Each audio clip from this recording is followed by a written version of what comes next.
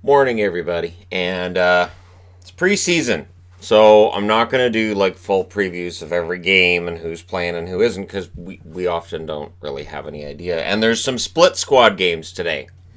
This is a thing that existed in baseball, and I wasn't aware of it in hockey at all until a few years ago.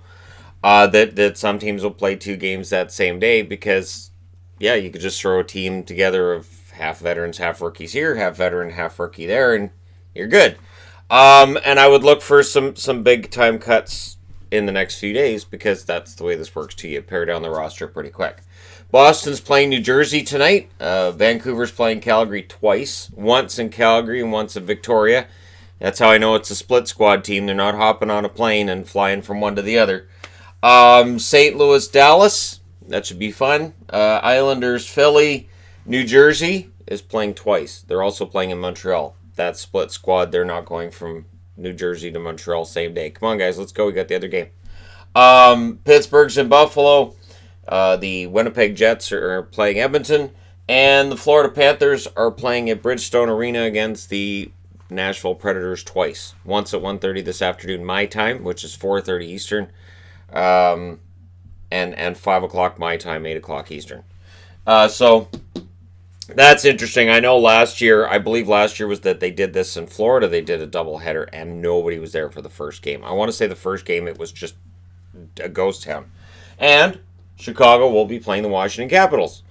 So if you're curious about going to see any kind of preseason action, there's your options. If you're curious about watching, and depending on where you're at, you may have an option to watch all of this or none of it. I know there were some that couldn't watch the Vegas game yesterday. And I know that with my center ice package, it's hit and miss with preseason hockey for me. Sometimes I get a bunch of games, sometimes I don't. Yesterday I was able to watch Vegas against Arizona, and it was kind of fun to watch hockey. And it gave me the energy to then watch the later football game, which was between the Atlanta Falcons and the Philadelphia Eagles, and that was a really fun game to watch, actually. So I'm glad that I had the energy for that. And I'm working on power rankings for the Entertainment Guy channel tomorrow for the NFL. Yeah, I like doing power rankings. It's kind of fun. And yesterday's power rankings for football, I was like, this is tough because there's some huge movement in week 2. Anyways, Calgary, Andrew Mangiapane signs a $715,000 two-way deal. It's not even a one-way deal, meaning if he gets sent down to the American League, he doesn't get paid his NHL wage. Well, why did this extend into training camp? This was announced yesterday, and I was kind of incredulous to it, but these two items alone weren't enough for me to say, yeah, I better get the video going. Mangiapane's an interesting one. He got better as the season went along, and this is going to be a steal if he continues on that trajectory. I just don't understand if he accepts a $715,000. Why did that's $15,000 a year above league minimum? Why did this take so long? That's so strange. Now that we've seen the contract, it just makes it weirder. I'd expected at least $900,000 or maybe $1 million or something like that. But anyways, so at least he's going to be in camp and he's going to be in the roster for in the lineup, I should say, on the roster for the Calgary Flames. So that's good news. Training camp cuts have already started, so if you've been paying attention, if you get your news feeds on who's cut and who isn't, Toronto made some substantial cuts. Carolina made a few cuts. I believe Chicago did as well. Basically, the guys who are getting cut right now are the guys who showed up in training camp on Thursday, and teams are like, yeah, that's nice. We're glad you're here.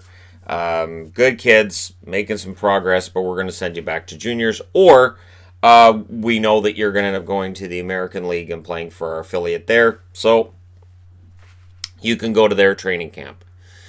And in Toronto's case, of course, you have the Marlies, who would be having their training camp very, very close to where the Maple Leafs training camp is, so that really wouldn't be such a big deal to go from one to the other. So, as I was saying, watch for some training camp cuts to continue daily. And we'll start getting into the really interesting ones as we get closer to the regular season and waivers come into it. Kevin Miller will not be ready to start the season for the Boston Bruins, continuing the theme that Boston Bruins defensemen don't stay healthy, which is part of the reason why I was so panicked about McAvoy and Carlo. McAvoy's signed. We got to get Carlos signed because if Miller's going to be out, it's too many kids in the lineup is where I worry about them on the blue line.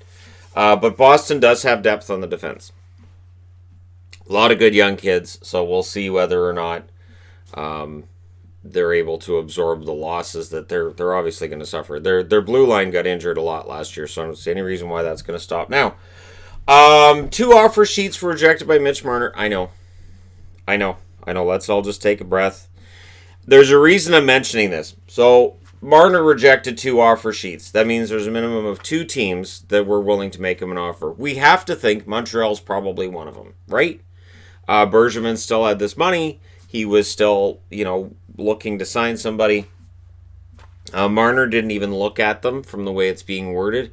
His agent told him they came in and he said, forget it, I want to play for Toronto. So odds are there's going to be others that come out. Braden Point, it's been talked about all summer that he's been rejecting offer sheets. There are teams out there that have been handing out offer sheets this summer. They just have not been accepted by the players. That could change once we get closer to the season. We could see an offer sheet come in on somebody who's still waiting, and they might be like, you know what, forget it. I'll take an offer sheet, and we'll see what happens because I want to play hockey right now. We'll see. We'll see if that's how things work. The other interesting point is, so Marner's signed, we haven't seen the dominoes falling. We have heard nothing. There's been no talk about, now that Marner's signed, now Tkachuk knows what his number is. Now Besser knows what his number is. Now we know what Point's going to get. Because here's the thing. If general managers look at that contract from Marner and they go, that's a little bit high. Let's just say that they agree with the general consensus of the public, which is that Marner got too much money. If they're saying that's a little bit high, and players are coming back going, so there's my comparable. What if the general manager goes, I don't think that contract's reflective at all of his value. And so I'm still offering you $8 million.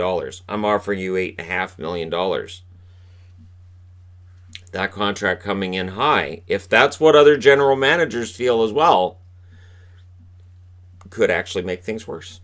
That's the argument I would make, and we'll see. Now, I say that knowing that by the end of today, now that I've said it, somebody will sign somewhere. But it's going to be interesting to see if that actually does set the market. That's what everybody said. They're all waiting on Marner. He's going to set the market, and then they'll all sign. Let's see it happen, and let's see if it did set the market. So there you go. Let me know what you guys think, which game you might be watching tonight, which young rookie you're going to be looking for in the lineup. I think the Islanders are going to be fun to watch with all the young kids that they've got in camp. There are a lot of good young rookies on that New York Islanders team. And I think the Islanders could surprise some people. I think if 2 or 3 of those kids end up making the roster, the Islanders could really surprise some people this year. But we'll see. Let me know your thoughts. As always, don't forget to hit like and subscribe if you're browsing right through. You just happened upon this video. And hey, thank you guys so much for watching. I'll talk to you again soon.